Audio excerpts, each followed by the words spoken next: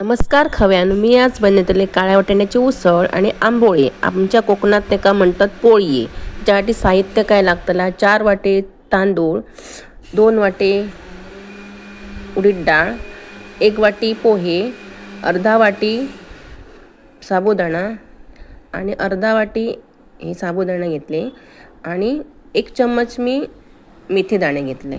ह्या सगळा मिश्रण आपण आदल्या दिवशी भिजत घालूया आणि रात्री 4 तास तरी भिजत घालाव्या. रात्री त्याचा व्यवस्थित मिक्सरला मिश्रण मिक्स करून तर मिश्रण सगळा एका भांड्यात घेऊया.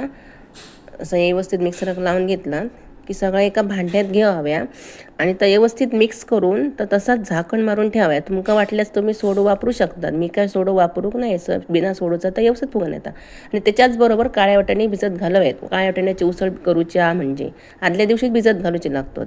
ह्या बघा, या दुसऱ्या दिवशी पीठ कसा बघा येईल वर फुलान असा व्यवस्थित.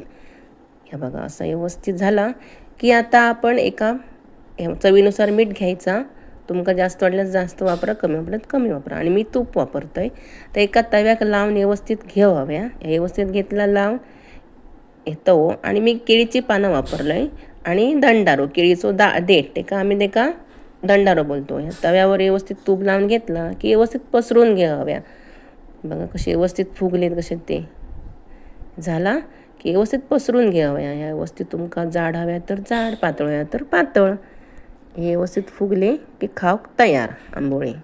आणि आता आदल्या दिवशी भिजत घातलेली काळे वाटाणे आता दुसऱ्या दिवशी व्यवस्थित फुगान तसे टमटमीत झाले असत ते आता उसळ करूक तयार असत. त्याच्यासाठी मी हिरव्या खोबरा मसालो, कांदो 1 घेतलं, आला, लसूण, मिरची, कोथिंबीरचे देठ ते मी वापरते, ते टाकून देणे नाही.